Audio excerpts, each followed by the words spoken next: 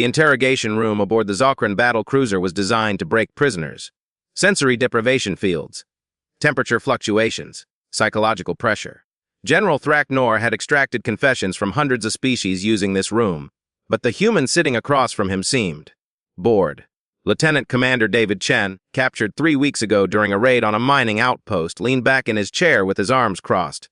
No fear, no desperation. Just calm, patient waiting. You understand your situation? Thraknor asked, his 3 eyes studying the human carefully. Pretty clearly? David replied. You want intelligence on human fleet movements, military capabilities, strategic plans. I won't give you any of that. You'll threaten me, maybe torture me, eventually kill me. I've made peace with it. So certain of your death. I know how this works, General. I've read the reports on Zokran interrogation techniques. You don't let prisoners go. Thraknor's mandibles clicked in what might have been respect. You are correct. But I am curious about something before we proceed.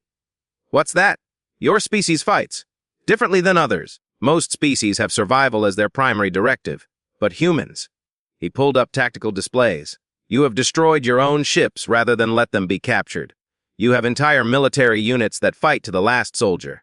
You celebrate defeats almost as much as victories. Why? David was quiet for a moment. You really want to know? I do. Then ask me a different question first. Thraknor tilted his head. What question? Ask me about my family. The general was confused but played along. Very well. Tell me about your family. David's expression changed, softened. My great-great-grandfather was a man named Michael Chen. He was a medic in a war on Earth in a place called Vietnam. He was captured by enemy forces in 1968. Captured like you. Yes! They held him in a prison camp for 5 years. Tortured him for information.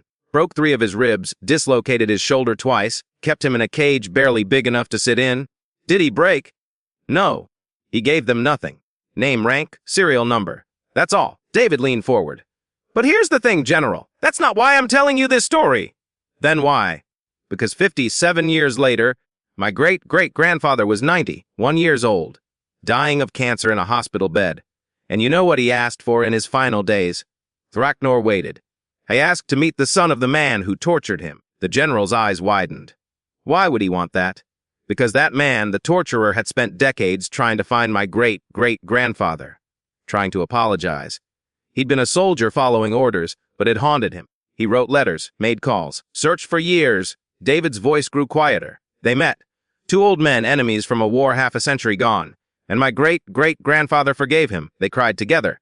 Shared stories. The torturer's son told me later that his father finally found peace that day. I don't understand the relevance. I'm getting there. David held up a finger. 3 generations later, that torturer's grandson and I were friends, met in college. Didn't even know our family history until years into our friendship. When we found out, we just laughed, bought each other a beer. Because that's what humans do. You befriend the descendants of your enemies. We do more than that, General. We remember. David stood, pacing despite the guards' weapons tracking him. My grandmother was Jewish. Her parents survived the Holocaust, humanity's attempt to exterminate an entire ethnic group. 6 million people murdered. Death camps, gas chambers. Systematic genocide. Thraknor had read about this. Yes, one of your species' darkest moments. Darkest moments? Plural. We have many, David continued. But here's what you need to understand. 70 years after the Holocaust, Germany is one of the most peaceful, progressive nations on Earth. The country that tried to exterminate the Jews is now one of the strongest allies of Israel, the Jewish state. How is that possible? Guilt. Remembrance. David's eyes were intense now.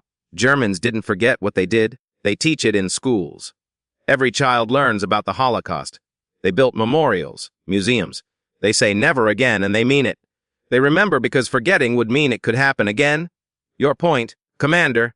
My point is that humans have a superpower, General. We remember everything, every wrong, every tragedy, every moment of darkness. And we carry those memories forward, generation after generation. David walked to the view screen showing stars. The Armenian genocide, the Rwandan genocide, the slave trade that shipped millions of Africans in chains, the Native American genocides, the rape of Nanking, Hiroshima and Nagasaki, Srebrenica. Each name landed like a hammer. We remember all of it. Every mass grave. Every crime against humanity. Every time we failed to be better. And you know what we do with those memories? What? We learn. David turned back. Every human rights law exists because we remembered an atrocity and said never again. The Geneva Conventions exist because we remembered the horrors of war. The United Nations exists because we remembered 2 world wars. Every protection, every safeguard, every rule of warfare is all built on memory. Thraknor was beginning to understand. You remember your mistakes. We remember everything. David's voice grew harder, but we also remember the other side. We remember the heroes, the resistance fighters who hid Jewish families in their attics, the soldiers who liberated concentration camp, the ordinary people who risked death to save strangers. He pointed at Thraknor. And that's where you made your mistake, General. What mistake? You captured me 3 weeks ago. You've been planning this interrogation. You think you understand humans because you've read our files, studied our tactics. David smiled without warmth. But you don't understand what you've done? Enlightened me. I'm not just a soldier, General. I'm a memory that will be carried forward. David held up his hands, showing scars. Every injury you inflict, every day you keep me here, every word of this conversation, it all becomes part of human memory. You expect to survive to tell this story. Nuck. David's smile grew. That's what you don't understand. I don't have to survive. Human memory doesn't work that way. Thraknor felt something cold settling in his stomach. When I don't report back, when my ship doesn't return, humanity will investigate. They'll find evidence of your raid. They'll piece together what happened. And even if they never know the details, they'll know the important part: the Zokran Imperium captures and tortures human prisoners. David walked back to his chair and sat down. And that becomes part of human memory. It gets added to the list, and humanity never forgets the list, General. Never. You think your species will seek revenge. Revenge. David laughed. General, revenge is emotional, temporary. What humans do is much worse. We remember, coldly, permanently, forever. He leaned forward. Do you know what happened to the last alien species that tortured human prisoners? Thraknor pulled up his database. The Kresh Collective. 15 years ago, the Kresh Collective, David confirmed. They captured a human science vessel, 23 crew members, tortured them for information about human technology, killed 17 of them. 6 survived and were eventually rescued. Yes, I read the report. Then you know what happened next. Humanity demanded reparations. The Kresh refused. There was a brief conflict. Brief. David's laugh was bitter. General, that brief conflict ended with the Kresh losing their entire military fleet. Humanity didn't just defeat them. We systematically dismantled every military installation they had, seized their weapons, destroyed their shipyards, left them completely defenseless. That is standard warfare. We're not done. David's voice went cold. Then humanity placed observers on every Kresh world. Not occupiers, observers. Just watching, recording, making sure the Kresh never rebuilt their military. And you know what the really scary part is? What? It's been 15 years. Humanity is still watching, still recording. The Kresh Collective can't build a single warship without humanity knowing about it. They can't develop new weapons, can't expand their territory. They're frozen in place, permanently, because humanity remembers what they did to 23 people. Thraknor felt his confidence wavering. And that's just one example. David continued. Every species that has harmed humans learns the same lesson. We might forgive eventually, we might move past it, but we never ever forget. It becomes part of our historical record, part of our education, part of our cultural memory. He stood again. So yes, General, torture me, kill me, do whatever you plan to do. But understand what you're really doing. You're not just interrogating one prisoner. You're creating a memory, and that memory will outlive both of us. It will be taught in human schools, referenced in human strategy meetings, written into human military doctrine. David walked to the door, knowing the guards wouldn't let him through but making the gesture anyway. 50 years from now, a human officer will be studying Zokran tactics.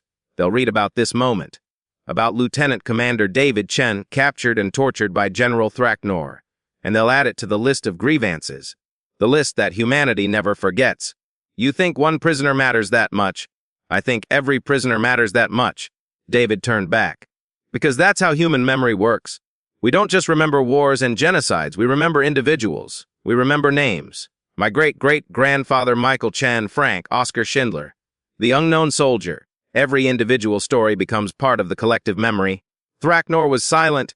And that's your real problem, General. You can kill me, but you can't kill the memory of me. And that memory will shape how humanity deals with the Zokran Imperium for the next 100 years. Maybe longer. David sat back down in the interrogation chair. So go ahead. Ask your questions. Use your torture devices. Do what you plan to do. Just know that every moment of this becomes part of human history. And humanity has a very, very long memory. The interrogation room was silent except for the hum of the ship's systems. Finally, General Thraknor spoke. What? What would happen if I released you? David blinked, surprised. What? If I released you? Returned you to human space? Unharmed? What memory would that create? For the first time, David's hard expression softened.